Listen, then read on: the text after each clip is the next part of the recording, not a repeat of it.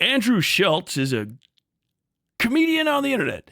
Andrew Shulz is a guy. He makes comedy, right? He's a dude that does the podcast circuit. I don't know if you know what that means, but basically like he's a Joe Rogan orbiter, really. Even if he's not like intentionally hanging out with Joe Rogan, he's in that sphere of well-dressed 30 to 40 something white guys. And well, now it's like a bunch of different 30 to 40 something like yuppie entertainment professionals that sit around in easy chairs or at desks and then like talk into big arm swing fucking Shure SMB5s or SMB8s, 9s, whatever the hell they are.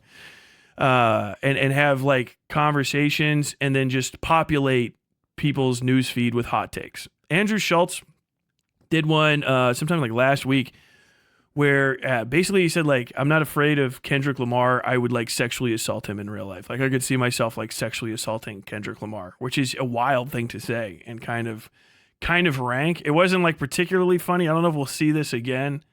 I might be able to just look it up real quick. Hold on. There's this clip that they're going around trying to say that I'm like being a victim now. Telling me they're gonna take out my family on like pictures of my child. So what people don't know is that this was recorded before I ever said anything to Kendrick. This is the timeline. Kendrick drops the bar in the song. Mm-hmm. Right? Oh yeah, Kendrick dropped a fucking bar about him.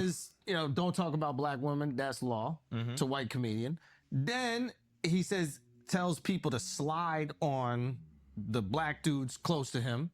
Alex and Charlemagne is what I interpret. So, okay, you saying death threats to all of us? You gonna talk shit about my dog? Okay, it's up. I'm gonna fuck your man. What the fuck is that? What the fuck? Right? Because if we saying anything, it's like, let's have some fun. And I go, I'm gonna make sweet love to Kendrick. And now all of a sudden all the fans are like, how could you do that? Oh, you're taking it too far. Jokes are not funny. I'm like, hold on, how did you become the victim again? He really is the Taylor Swift of hip hop. He destroyed Drake and the Bell. He's number one, and somehow still he's the victim that he started. Okay, so that's basically Andrew Schultz's. Man, his voice is way squeakier than I thought it would be. I wonder if they put him through AI or something. So yeah, this is damn it, I keep Jonhinged, right? Yeah, Jonhinged. He's gonna talk about this. And I'm going to listen. I've never watched this creator before, but it came up and I was like, oh, I'll try that. Let's see what somebody else has to say about it. For Village A and Village B to sustain life for their citizen, they both each need 30 gallons of water. However, Village A already has 20 gallons of water.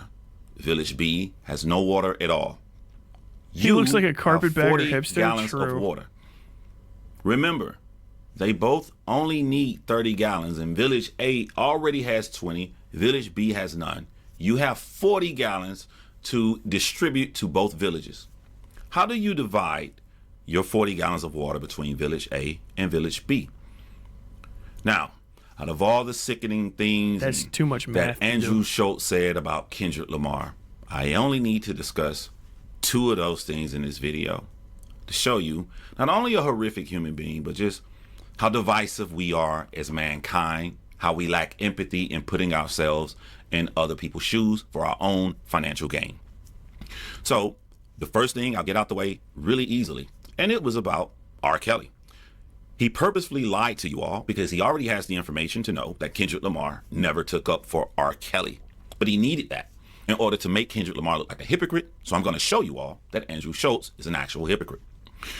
He alleged that Kendrick Lamar went against Spotify to make sure that they did not take down R. Kelly's music. Wow, that verbiage is just, you are. By the way, if you want to watch this video without me fucking pausing it, just because you want to watch the actual guy's video, the link is in the episode description. Really good, Andrew. He never did that. You see, Kendrick Lamar knew Spotify's new misconduct rule. Well, if you're just alleged of anything, we're going to take your music down. That would be cool.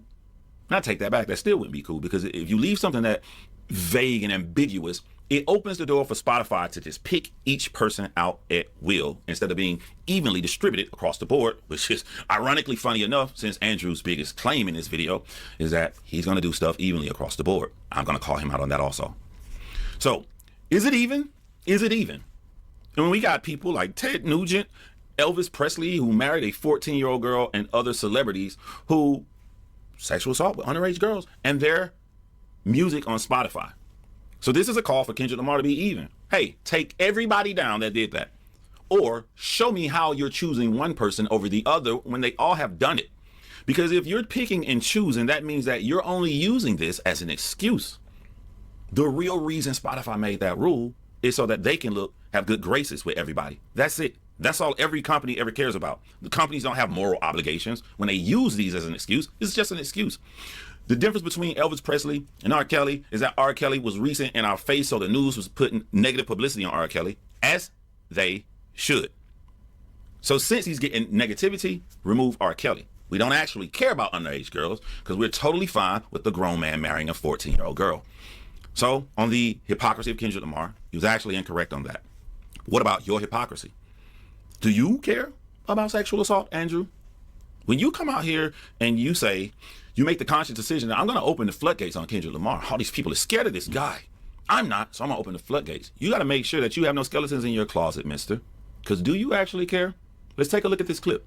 Area in Myrtle Beach, South Carolina. I got this girl real drunk, and Just that sentence sounds a little fishy. I got her drunk. I didn't just get her drunk. I remember I went to the sex store and got Spanish Fly. Oh, so you raped her? Shut up. Spanish Fly. They sell it in the sex store. I'm telling the truth. They spell it in the Spanish store. I had to fucking. They sell knives at the store too. You could put that to a girl's throat and have sex with her. That doesn't mean it's illegal. So I put the Spanish Fly in the E&J. We drinking the E&J and shit. So in my mind, I don't know if this shit really worked, but I felt like I got horny as a motherfucker too. Right? So she was drunk as shit, and we had sex and shit, and like. A lot of my boys was trying to come in the room and fuck her. I'm like, nah, chill, like, I can't, I'm not doing that. I'm like, you're on a train on it. That's rape. Yeah. Okay, so, right? So, it's just one-on-one, it ain't rape. Yeah, so the next trains are rape. So the next morning she wakes up. And we talk about it. And she's like, what happened? I'm like, we had sex. She said, okay, well, I'm glad it was you. Then a couple days later, she's like, yo, you sure I only had sex with you? And one of my stupid ass cousins was going around saying he fucked her, which he didn't. I know for a fact he didn't. I was there the whole time. Yeah. He did not fuck her. Yeah. He looked at her naked, but he didn't fuck her, right? So I'm telling her, no, me and you just had sex. Nobody else did nothing. So it just was weird that she was like, well, I'm just glad it was you. You know what I'm saying? Because in my mind, I'm like, yo, you could have been in a real bad situation if it was another motherfucker. That's a huge compliment, man. A girl just said, yo, at least you raped me. I didn't rape her. I did not rape her. Hey, if it was any of your cousins or friends, it would have been rape. But I didn't rape her because me and her had every intention of having sex with each other. So then why would you put the Spanish Fly? I'm still a freaky motherfucker, but listen, Bro. Did she pass out while you fucked? Bro, how in the fuck is this not over yet? How long of a fucking bit is that? Nah, she wasn't like. She was like one of those drunks where. She was one of those drunks where like. She was one of those drunks where she was like, she wasn't coherent, but she was up. You know when your girl is like when you're blacked out. So I'm just curious about the clip that I just heard. So is that? I guess I think he might have introduced it, and I wasn't. I missed it. But is that like Charlemagne the God and Andrew Schulz talking to each other? Bro, that's fucking. That's bonkers. That's a crazy story to tell on purpose on a recording. Like, what in the fuck, man? God damn. It's the it's not just the content. Obviously the content's bad. Someone said it's not even a joke. That's just exhibit A. Yeah, fucking for real. But like, it's the casualness with like the lack of concern with repercussion for saying shit like that makes me like concerned for the possibilities that exist for women in your life. Do you know what I mean? Like, I don't know anyone that would in my life. I've known some greaseballs and greaseball fucks in my life, and I don't think any of them have said anything even remotely in the ballpark of admitting to a date rape, and then on top of it, it was also like, well, I left you passed out in there, and you may have been raped by somebody else who's going around saying that he also had sex with you while you were unconscious, and like. The good news is, I think we debunked that you were raped twice. That's a whole fucking moment, dude. I don't know, like I can't springboard off that. What in the fuck? That shuts me down. I guess that's why. I guess that's why I can't be a fucking professional like podcast circuit comedian. I don't know how to yes and that. like oh yeah, hey, fucking.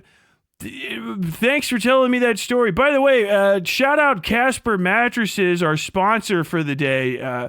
Use code fucking date rape for 10% off or more at Casper. If you, what the fuck? Jesus Christ. I'm fucking shocked. I'm shocked, bro. You need the content warning banner? Fair. It's her, Andrew. You're joking with your co-host, Charlemagne the God, as he laughs and tells you that he had sex with a woman, by his own words, that blacked out. She blacked out. This is funny to you.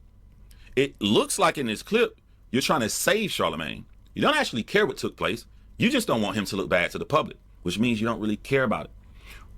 The reason you don't care about things, other than you're only out for yourself, is because you're disconnected.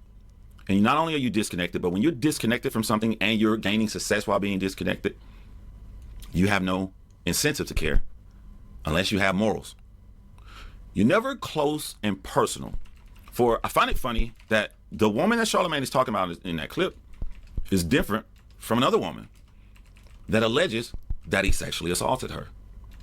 I actually got to know the other woman that he allegedly sexually assaulted. We don't even have to talk about alleged. We can talk about what he pled guilty to.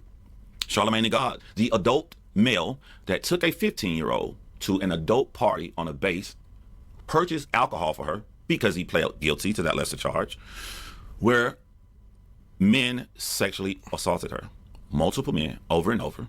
And by her words, she said that your co-host was involved in the sexual assault. He pled to a lesser charge of buying an alcohol for a child, setting the tone in place. Bro, I'm trying to listen to this guy. I'm just fucking like, fuck me, man. I knew that, obviously we're going to light up Andrew Shulz. I thought this was going to be like, Shulz cringe type stuff. I fucking did not think Jonhinged was going to drop a clip that violent. Like, fuck me, bro. Holy shit. What the fuck? Oh my God. That is foul. Place for all of this to happen. When you get close and personal on situations like this, when you get an entire police report on situations like this, for lack of a better word, that shit ain't funny. You didn't get to interview her like I did, Andrew Shulz. You didn't get to see her break down and cry on camera. I'm sorry. What? You interviewed what? Dude, who is this? Why? I thought this was like not the biggest guy, 16.3K. My dude, this is like a 60 minutes grade interview. What in the fuck?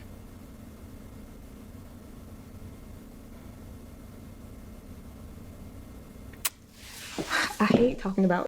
I swear to God. Okay. I just put something in. Come out like that whole pause that she just did right there. Yeah. They gonna feel it. Right. So you ain't gotta finish that. You ain't gotta finish that. So this caused you guys to move to somewhere else, South Carolina? As her mother haplessly walks around in the background, and you don't know what to do as a filmmaker because someone's not supposed to be walking around in the background. Dude, randomly clicking on this video and you're like, okay, cool. Like, this is like the top results. Like, this is not that big of a person, too. This is one of the best fucking coin flips I've ever dropped in my whole life. This is insane. Like, I'm shocked. I am shocked as I am shocked as fuck about the revelations here.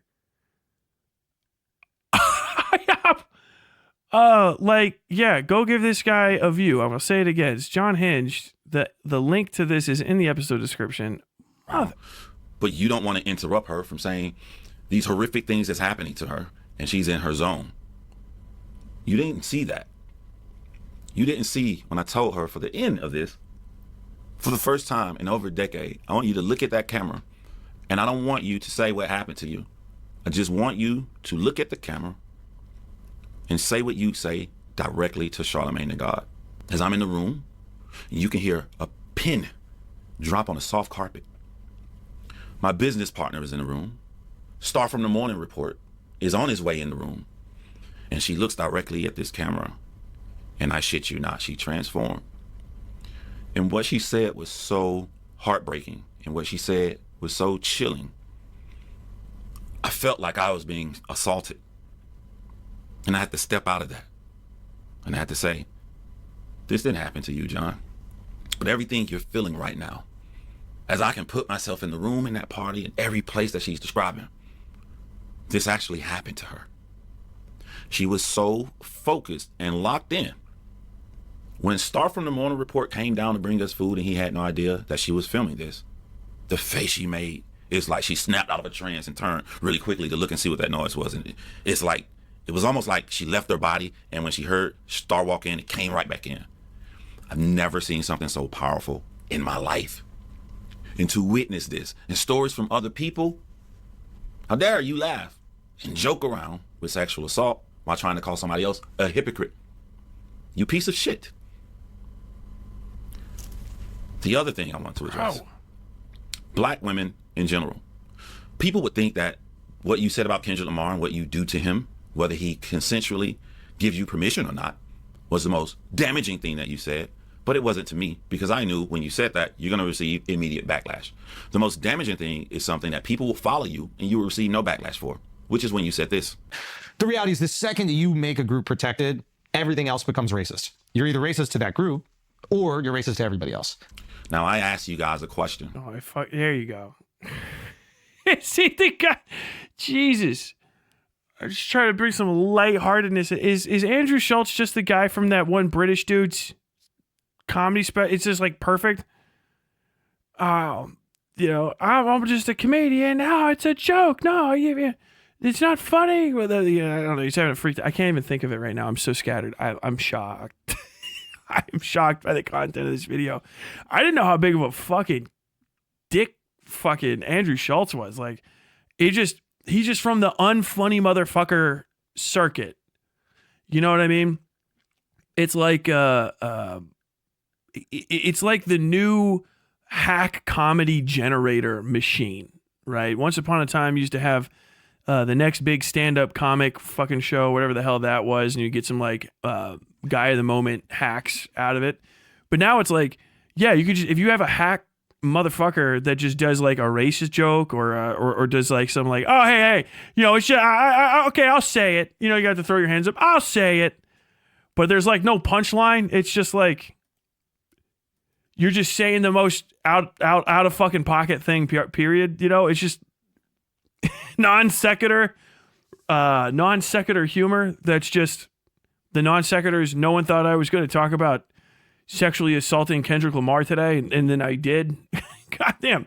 Like, I'm all for really pushing boundaries and jokes and shit. I really am. Like, if it's funny, it's funny. The thing with Andrew Schulz is I've never laughed at any of these. Well, you only watch it 2 or 3 minutes. Okay, well, what do I get? Is this guy like, oh, he's a deep cerebral dude? Is this like a George Carlin bit? I got to get steamed up. 3 minutes isn't going to do it. Where was the funny part? Where was the funny part of the Charlemagne clip? I listened to that for like 3.5 minutes. God fucking damn it. I was just trying to destroy comedy. Bro, if this is what's left, it's time to fucking take comedy out into the field and have it tell you about the bunny rabbits one more time. Tell me about the fucking bunny rabbits comedy. Oh, I'll tell you what, dude. Why did the rabbit cross the road? Because of the sexual... Pop! Jesus Christ. Village A has 20 gallons of water. Village B has no water at all. They both need 30 gallons of water, and you have 40 gallons of water. Any prudent person, to make sure both villages are equipped to survive and we won't receive any deaths, any backlash, you would give Village A 10 gallons and you would give Village B 30 gallons. In order to make something even, you had to distribute it uneven. According to Andrew Schulz, he would have gave Village A 20 gallons of water, Village B 20 gallons of water, because everybody gets it evenly. Everybody gets it evenly. He don't care about the consequences that Village A has 40 gallons. They have more than enough water, and Village B only has 20. Some people are not going to be around. He doesn't care. It's his water. He wants to do it evenly. I'm lost on the water. But I get it. Statements like that are what I call level one thinking. Is when you only do one level down on this will be the topic of equality. You don't do any further analysis. The damaging thing about doing it in this case is that you leave the world thinking, I don't see what's wrong with what Andrew Schulz is doing, because he's giving it to everybody evenly. In order for something to be even, you got to look at the consequences. There is no online conglomerate on social media where... See, here's the other thing, too. It better actually be even, too. You know what I mean? I guess I make fun of everybody, right? But like, and I don't hear any good, like, fucking white jokes. You know what I mean? Like, I get fucking next to nothing. I get next to nothing. No good culture jokes. You know what I mean? Like getting all the way into somebody's like background. I feel like I get everybody, because I will, in my stupid ass program on the internet, go into a 20-minute diatribe fucking making fun of people literally from Stockholm, Sweden, for just how terrible their food is or some shit. I rip literally on the British for being British. You know what I mean? That's the whole thing. Half the time it's like, yeah, what do you do? I make fun of everybody. It's like, why are your most notable jokes black people jokes? Why is the most forefront thing that people want to talk to you about this transgender shit? You know what I mean? Like, I remember good comics that I love, because I love stand-up comedy. If it's good, it's good. Bill Burr and stuff, you know? Bill Burr will get in trouble for this, that, and the other fucking, what it is. I'm sorry. But then, like, he does a series of additional jokes about all sorts of other stuff. Like, he's funny because he's legitimately funny, and there's a lot of lines he'll cross, but he's also bouncing around all of them. This Andrew Schulz guy, it's like, first off, it wasn't fucking funny. You have to have, like, 3 other people that are in the room getting a fucking a butcher box Sasquatch fucking black rifle coffee subscription and trying to keep the momentum up to get the jokes out of here. I feel like I got to watch a whole stand-up set from this dude. I've never seen that. It's never that never happens. That's the you're in hack comedy territory when you never have the actual, like, a bit. Do you know what I mean? I don't find out about you from a bit. And I watch stand-up comics all the time about shit. All the fucking time. I love stand-up comedy. I'll watch it. The Stavros guy is fucking great. Shane Gillis, I like him. I don't care. You're upset with him, I'll listen to him. He's got a good one, talking about slavery and shit. He's like, you know, how he was trying to play the progressive stack thing, because he's going into the basement of some former slave plantation, and they had like really good reenactors, and the guy's like, well, this is where we got kept in the chains, and he's like, well, you know, sometimes I look like a bit of a, like, I got this, I'm down with the syndrome, so I try to hammer into that to maybe make him a little more uncomfortable, and then we kept going after each other, and it got crazy. I was like, oh yeah, like that's funny. He went into the whole thing. You know what I'm saying? It's this whole deal. It's got callbacks. It's like a really complicated. If you don't like it, you don't like it. But that's kind of the fucking point. I hear about him from his actual bits. People share Shane Gillis stuff, and then I see him. I see Bill Burr bits. Once upon a time, before he fucking jerked off in front of a bunch of people, I saw Louis C.K. bits, and the same on and so on and so forth. Doug Stanhope, Carlin, Rogan. There's some Rogan bits I love. I still love Rogan's fucking now ancient as shit fighter pilot one. His whole like fighter pilot story. You get to go and he's screaming and stuff. It's a whole deal. But I don't, like, these guys, I don't see them do stand up. Like, I don't see, I never get like your stand up sent to me. It's always, why are we talking about this guy? Well, we need to defend him because he was talking about the most disgraceful, unfunny shit on another one of these fuckboy podcasts that are getting just churned out by some fucking asshole in Hollywood. Like, every day, I got to see another primary colors and comfortable sofas, 3 assholes wearing $500 worth of who knows the fuck what, sitting around talking shit, and like almost none of it's funny. It's today I can't believe we're talking about this hot tour girl. A girl making money. She said she did a sex joke and now she's famous, but I can't get on the Tonight Show. Hackety hack. I want Patrice O'Neal back from the dead. I'll say this every time. I want Patrice O'Neal back from the dead. Like I would sacrifice the souls of several thousand people for just 1 month of Patrice O'Neal taking all of these fucks to hack court. Just again and again and again. Just again and again. You thought that was funny? You know what I mean? Fuck, dude. Patrice O'Neal, put them on. That's what the thing is they get all of the, they have all of the fucking FM morning radio, Sirius radio, like reach, and they're building off of the respect that like actually funny fucking people like built these fucking pathways before them. But then they don't get the fucking crackback. You know what I mean? They're all too fucking nice to each other. You never trust a group of guys that are like, oh yeah, dude, it's just about, and they're never fucking mean to each other. There's like a little bit of a joke here and there, but you never see like, yeah, there's crazy unfunny. You see Bill Burr does it to people. That's Bill Burr talks on any fucking interview set like he's still on what's it fuck with that little bald motherfucker and Anthony Cumia. Cumia still fucking does it. Anthony Cumia lives in a fucking compound out in the middle of the woods. Talks to people about shit. Still somehow actually fucking funny here and there. But no. Like you don't get it. There's nobody racking anyone. What the fuck? What is this joke? You know, that's what I want to hear. What is that? What was that? Was that your bit? Are you trying to do 5 minutes with me? You're not going to bring that at the pro-am night at the Comedy Cellar? I thought, don't you know, Joe? You said something about the transits, right? The last couple weeks. Don't you know, Joe? Did he not get you into the belly room? Motherfucker, bro. Patrice O'Neal talking about Creep by Radiohead always makes me crack up. That song does something to white people. See a white guy listens to that jump, it turns them on. I love that fucking bit. Jim Norton, Opie and Anthony, yes. And then Jim Norton. Yeah, because Opie died. And it was Opie and Anthony, and then it was Jim Norton. Jim Norton was like the third on there, or like he was always around. And now it's the Jim Norton show because Anthony Cumia lost his fucking mind. He had to go live in the woods.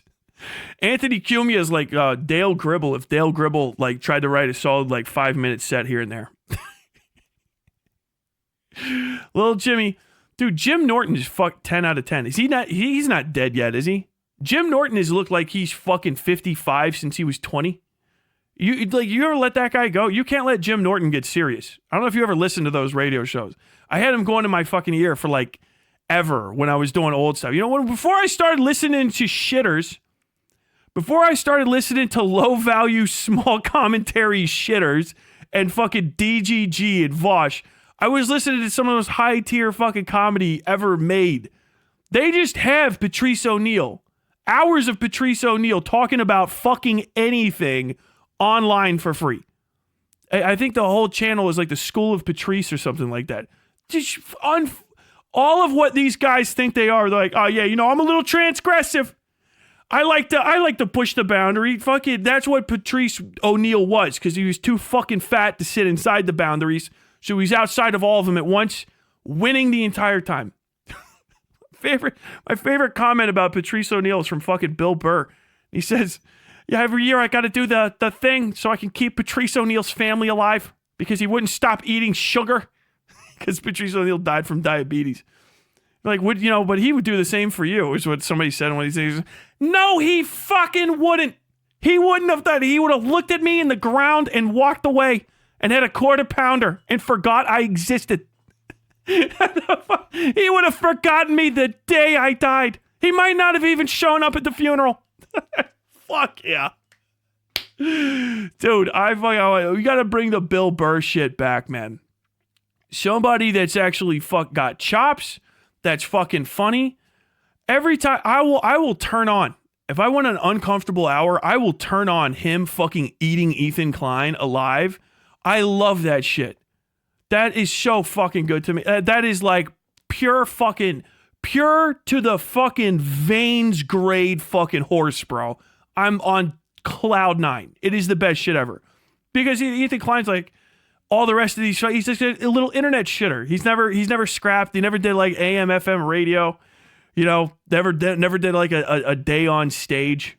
If you've ever only been booed in comment sections, then you haven't lived. I love it. People, this is what people are like, you're a little cow shit. I don't give a shut the fuck up. Know your place. All right. You're in the fucking audience still. You're a heckler. You're only a heckler. My favorite fucking thing to do when I did stand up, because I sucked at it, as we'll see later tonight, is fight hecklers. I turned a whole night one time. And that's what they want too. They just want to be noticed. They want to be a part of the show. That's how you do it for them if you're an entertainer. I just talked about this lady and how she can't afford anything at Walmart. That's why she's wearing ripped fucking sweatpants. I made fun of her for 10 minutes. I went 2 minutes over my time. The fucking light guy was like, I don't give a shit. Go. Because I had to find a good spot. One of my most favorite days of my life. It was so good. I love that shit. No, you could tell so many of these fucking internet pussies are they're just not built for it. You're like, there's fucking Nick fucking Diorio crying about that lady went up to Nick Fuentes' porch and I'm fine. I'd be scared. I'd be terrified. I think for my life. Like, dude, just go use your real name and do stand up one time. You might get into a fight in the fucking parking lot. That guy might have a gun too. Who gives a shit? Go be a fucking man. There's too many people that have fucking misunderstood what the fuck a joke actually is, with microphones telling black jokes and handicap jokes and fucking women jokes that do it behind you have a fucking pseudonym. You pussy. What the fuck? If you haven't gone to the fucking Apollo Theater to tell your black joke in front of a fucking crowd of black people from fucking New York City, then you haven't told it yet. You better be on stage where they could see your face and they know what you fucking drove into the parking lot. If there's not a crowd of the people that you're making fun of between you and your fucking car, okay, then you haven't earned it. You haven't earned it yet. All right? You want to tell your little fucking mentally handicapped jokes and shit and go fucking crazy with it. A fucking whole ass short bus better show up for your fucking Pro-Am set at the Go Bananas in Cincinnati. And you better have the whole thing set up before you start doing those jokes, because that's who you got to get past. I've pushed the line, and a fucking black guy got mad at me one time. He's like, that's not funny. And I was like, damn, that hurt. Okay. And I never went in that direction again. You got to be at that level. You got to be at that level. Otherwise, you're just not serious. And the people that enjoy you are just not serious people. It's trash fucking content. Hack fucking comedy. Everybody is putting down white women. Everybody is putting down Bill Burr ate Theo alive too. Oh fuck, I gotta watch that. Did Nicholas Diorio actually say that? Yeah, he was talking about. I don't know if it was like. I don't think it was live. I think I was listening to a video. But yeah, he was talking about the old lady that got maced. The old lady that got maced by fucking Fuentes. He was like, I'm fucking glad she got maced. I just wish I was there when she hit a head. It fucking sounded like the Batman villain that gets stuck in the fucking window when he tries to run away. Oh no, it's the bat. He gets fucking stuck in a window. Oh, I loved it. Yeah. I just like to watch her fall down. Oh, blah, blah, blah, blah, blah. You know, you're just crazy going after Fuentes like that, whatever the fuck it was. It was a whole little bit. He was stoked. He was stoked she got cracked. I don't know. I'm not going to moralize about it. If you enjoy that shit, you enjoy that shit. Every once in a while, you know, hey. I have no fucking leg to stand on. I was joking about the fucking CEO guy getting a free fucking lobectomy. Whatever the fuck. He got some emergency heart surgery. Asian women. Everybody is putting down Hispanic women. The women that are getting it the most, we're talking about racism. Now we're actually talking about a financial incentive. There is a financial incentive to talk about Black American women. And it's sad. One of the most saddest things I've ever heard of. You can make a YouTube channel and you can have 0 subscribers. Go online without remorse and wake up every single day to put down black American women, and you will gain followers so fast. Your second hypocrisy. Why is it that people tell us black people always talk trash when the police shoot them, but they never say nothing when they kill each other? It's because you guys are not in our culture. So you hear talking points from other people that sounds believable to you. You ignore all the causes we have. You ignore all the online onslaught that we have, that we speak about it all the time against black on black killings. However, I don't even need that for this video. It's just the fact that you guys are upset if we say that white people are killing us, but we're not saying black people kill us. And in this situation, we're talking about our own people that we're trying to hold accountable. How dare these black men, for their own financial gain, wake up every day to put down their own women? How dare these black people, for their own financial gain, these black men who are supposed to be protecting their women, go and join other people to put down their own women when ain't nobody doing that, Andrew Shulz? You don't see it. There is no conglomerate of YouTube videos where a Hispanic man wakes up every single day and all he does is put down Hispanic women. It's only happening in the black American culture, and we are out here holding each other accountable, calling them out. I don't even know if Kendrick Lamar said that about you. I'm saying this about you. If he was saying this about you, was it the actual line towards the black men on your podcast? And if so, you're a hypocrite. Because you know what I did? I imagine. Okay, Andrew Schultz got put on by Charlemagne the God and hasn't been shit ever since. Jesus Christ. Charlemagne the God got fucking ate up by Bill Burr. Have you guys seen that clip? Sorry, I got a fucking like blackhead on my cheek. I can't stop touching. Fucking Charlemagne the God. Bill Burr was saying something. I can't even remember what the fuck it was. Wilbur. He was saying something, and Charlemagne the God did the fuck like pause. You know what I mean? Said something like that. Like what is that? What the hell? What was that? What was that? Does that sound gay to you? Is that what that is? We got to pause so you can make sure it wasn't gay. Like you're so immune to it. Come in here in your Birkenstocks with your pedicured nails. Charlemagne, who are you talking to about being gay? Like the whole fucking thing, dude. God tier. It was the funniest shit, I swear to God. Imagine, before I started this video, I imagine.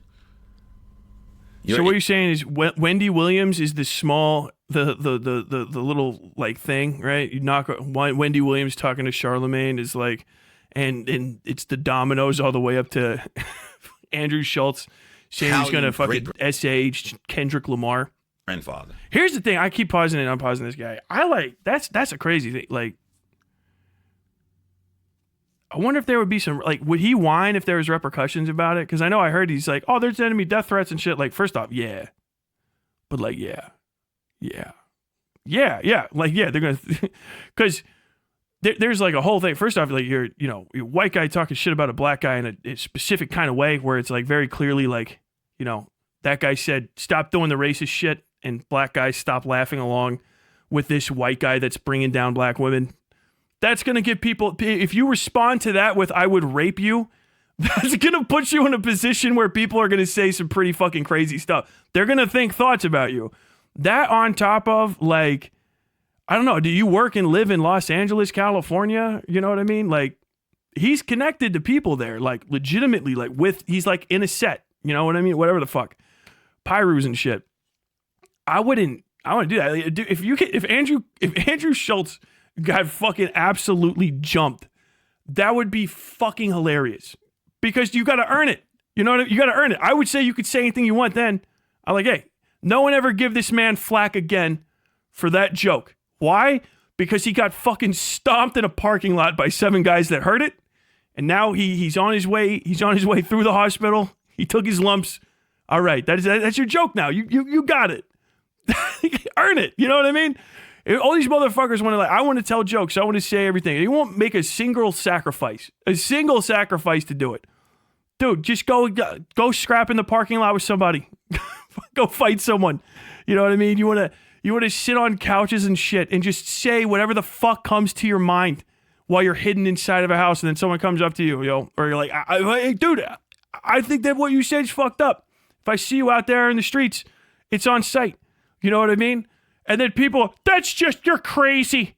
You're an unhinged lunatic. Like, what happened to talk shit, get hit? You're shit. You're shit talk for a living. I did. That's why my fucking face is weird. That's why one of the reasons I have brain damage and a clicky shoulder. I like talking shit to people. I'm fucking good at it. It's funny. And some of them have kicked my fucking ass, which is why I'm cool with it. That's it. You know what I mean?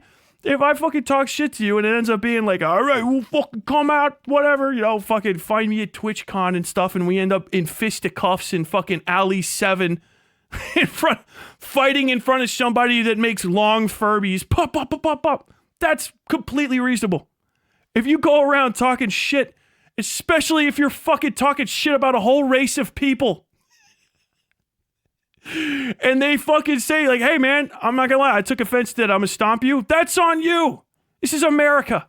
The fucking this, oh, you're so unhinged, threatening violence, blah, blah. No, stop it. Cut it out. No more pussies. No more weak sauce bullshit. If you talk shit and someone wants to fucking crack you, that's the fucking price for it. That's what freedom of speech costs. Freedom isn't free. Gosh, folks like you and me. Throw in your $1.05. As he saved every coin up to make his way from Italy to America in New York. I imagine your grandfather. I imagine your father. I imagine you. And then I imagine millennials. I start imagining Italian American men in their 20s. Andrew Schulz lives in New York City. He's literally on the whole, he's got a whole America between him and fucking Kendrick Lamar. Dude, yeah. He's talking shit, literally yelling at somebody from the other side of a river. But it's a whole country. Oh, yeah, I heard what you said about me. Oh, yeah, I don't know. Man, if he wants to, we can, remember, like, I showed you the clip. He's like, yeah, you want to fight, blah, blah, blah, blah. Like, bro, you are on the other side of the fucking country? He knows where to find me. Yeah, what, in a fucking... next to the other ocean that the country touches, that's where you are. I'm not trying to stay inside. I'm out here. I'm ready to fucking bang with this affiliated man, like dude, the fucking East Coast. Also, though, I mean, I can't talk too much shit because sometimes East Coast guys do talk shit to West Coast guys, and then they all meet in Chicago, and then none of them leave. So who the fuck knows? And what would happen if Italian men woke up every day and all they did was perpetuate the stereotype of the Italian American woman so much that everyone in the world finds them easy pickings to wake up every day to put down? I imagine it. Knowing how Italians are, how your great-grandfather would feel, how your grandfather feel, how your father would feel. Knowing Italian Americans are outspoken, I imagine how upset and angry they'd be at these 20-year-old Italian American men. How dare them put down their own people? Then I imagine what would happen if two Italian American men went onto a black guy's podcast. And on this podcast, they put down Italian American women. And then the black guy on the podcast joins in joking with them. And I again imagine your great-grandfather, your grandfather, your father, people of older Italian American generations looking upon this in utter shock. What is going on with our people? They just going to other people and joining and doing this? Then I imagine a great positive Italian American man coming out here on social media to put them down for doing that. Then I imagine the black co-host take this Italian American positive guy and says that he's going to sexually assault him. And then after that, I imagine what would happen if this black podcast host took a trip to New York and decided to take a stroll down Little Italy. You fucking hypocrite. You know what your problem is? And I just can't figure it out. Like, why don't you like Kendrick Lamar so much? Like you can tell you hide it behind a joke, but you really don't like Kendrick Lamar. Watching you during the entire Drake beef. I'm gonna let him continue this in a second, but I want to answer that question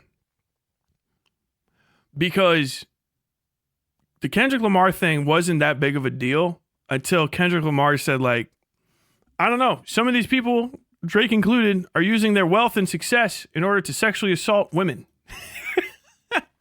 Sometimes they're using their power, success, and influence to sexually assault children. And they're friends with pedophiles and degenerates and the kind of individuals that will get women fucked up so they can take advantage of them. And that ain't right. And I don't like it. And I don't think if you're like me, then they're not like us. And that was pretty much the Kendrick vibe. Mostly Drake is the biggest representation of culture vulture, I'm not going to say all the other stuff, but serious shit. You're the heart of it. You're the epicenter of it. But like also all those other people are bad. You know what I mean? And when that happened, then it was a fucking crackback. You know what I mean? Now that was the biggest thing. Hold on now.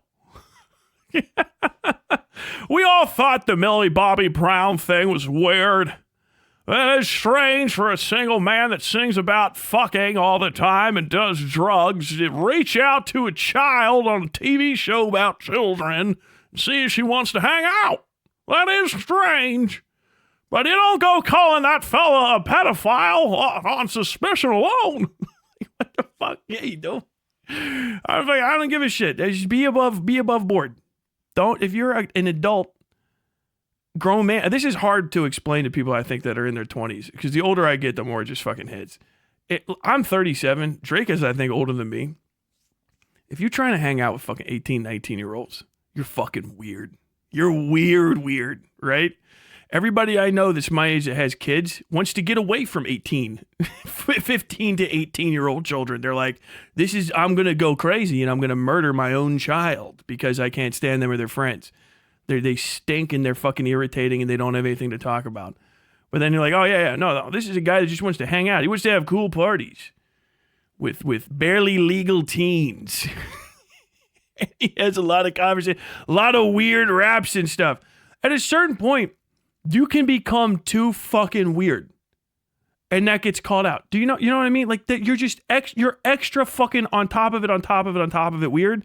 And your weirdness is potentially deadly to children or damaging to children. And I think it's fine to call that out. Like, ugh. I think all the excess womanizing and stuff for a guy that's that old is a little fucking extra. You know what I mean? Like, you're once upon a time, like, singers would get, it's like the fucking Frank Sinatra song. It was a very good year. Once you pass like 35, it's time for you to accept your unk status. You know what I mean? You're supposed to be, you are literally a father and maybe should act like one a little bit more often. Like you can't be doing fuckboy stuff when it's lordy, look who's 40. Hey, Drake. You know what I mean? Like what the fuck is this? Bring it back.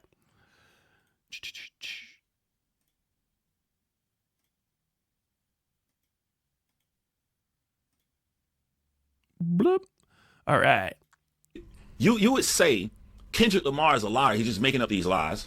And then Shulz your is co-host, 41. who got a lesser charge, your co-host would take up for Kendrick Lamar and say Drake did it too. Now to save your ass, you were like, yeah, Drake lied. But you would quickly say it. The actual passion only came from Kendrick Lamar. Now let me show you how other people lie and get out of this situation. They lie by saying, well, Kendrick lies were far more hurtful than Drake lies. Who are you to subjectively say whether domestic violence, punching a woman in the face, or sexually assaulting? But you can't even use that excuse because you have shown you don't give a damn about sexual assault. So if that's not it, what is it about Kendrick that just scuffs your Tim boots? It made me feel like I was wrong about you. I felt like you never cared about our culture. And I was wrong. You flat out don't like us. You don't like us. You don't want us to have anybody to look up to. You don't want us to follow a man who made an entire album based upon mental health, which is a lot of black Americans need.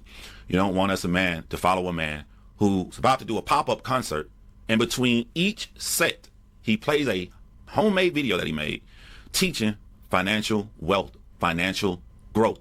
You don't want us to follow a man who is currently right now getting with one of the best documentarian filmmakers to make a documentary on sex trafficking. For some reason, Kendrick Lamar just scuffs your fucking Timbs. A lot of people won't put their feelings out here. I was a little perturbed watching your video. I don't mind being open and honest about my feelings online. But then I thought about something and it made me sleep good at night. I thought about, you're not special at all. Nothing about you is special. Because I realized, how did you blow up? Like, how did this guy blow up? Damn, he's gonna get him again. Talent? Absolutely talent. But that's not why you blew up.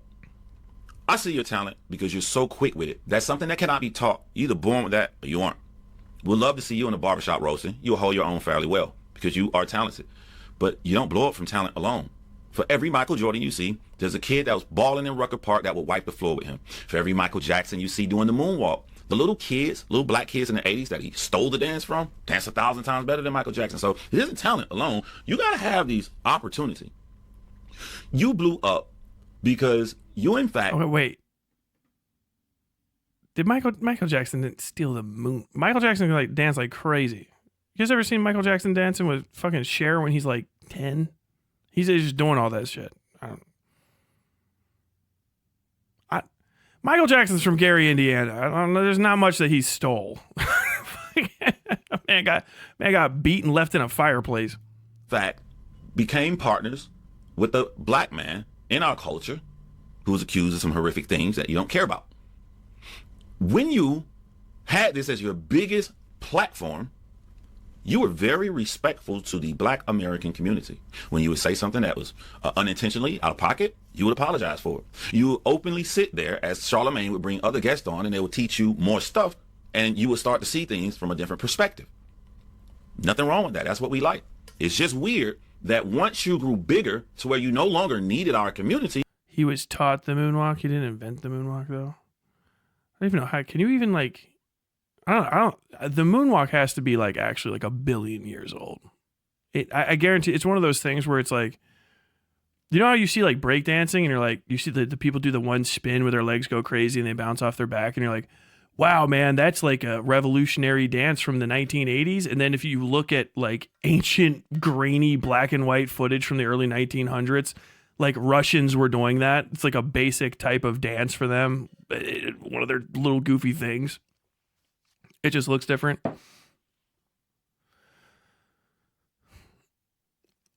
Michael was very meticulous in his dancing, but he was taught the moonwalk and debuted it on the Motown anniversary. Interesting.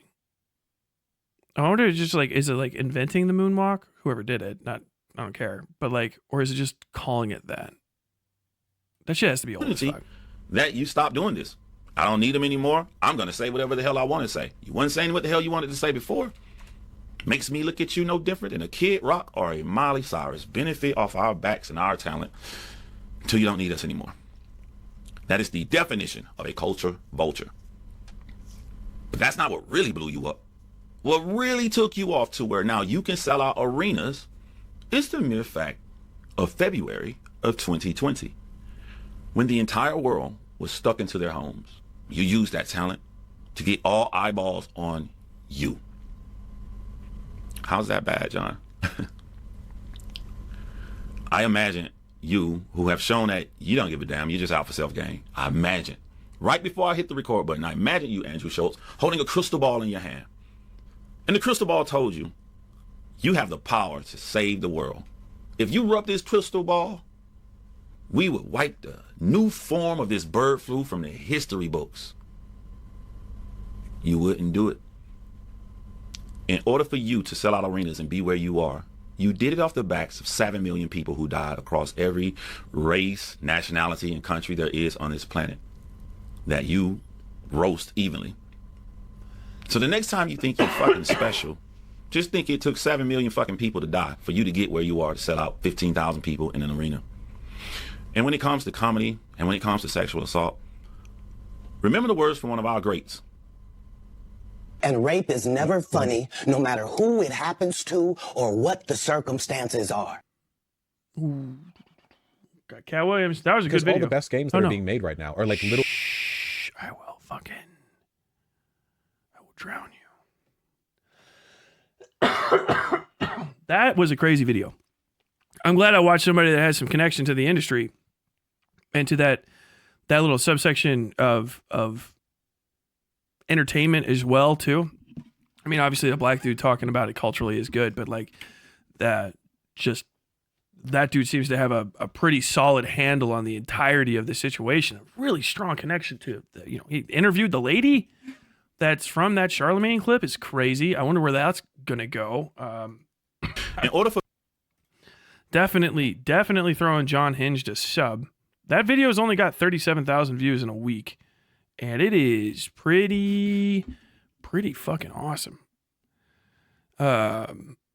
wow. I need to know a little bit more about who Jonhinged is. I'm stunned that he's small as he is.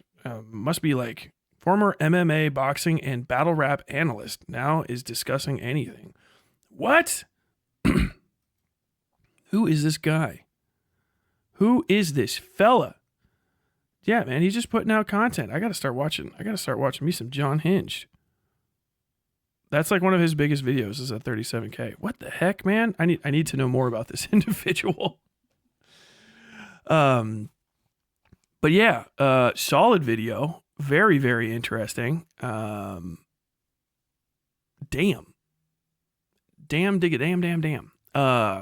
Good. I didn't know that much about Andrew Schulz other than like, cause if I see somebody that's like, if my first introduction into a comedian is them trying to explain a joke away that got them in trouble, I'm like 99% less interested in hearing them out. I don't care what the fucking political background is of it. It's just, if I get to you and like if I'm finding out about somebody because, not because they're like super talented, but because like, I need my career saved, please. I said a thing and now that people that represent that thing are coming and trying to peel the skin from my face. Like, I'm like, fuck off with this bullshit. But that was solid. Solid fucking video. Crazy info about Charlemagne the God. I know a lot of people don't like him. I just thought it was because he was corny as fuck. I didn't realize he's got some crazy demons in his closet. It does seem like the black community, relative to entertainment, is getting ready to like fire sale some people that they have not liked for a while. I know that Jay-Z has not been liked for a while in a lot of parts of the black community, and now he's just been fucking cracked. Drake's gotten cracked. Puff Daddy's gotten cracked. Cat Williams was right. Oh, it's been almost a year, and Jesus fucking what a fucking 12-month set. I wonder if he's gonna go back on what's his name's podcast again and do like a I told you so. Whatever the God damn, man. Great segment. Please subscribe to Jonhinged. Tremendous. Hope you enjoyed your time on the Westside.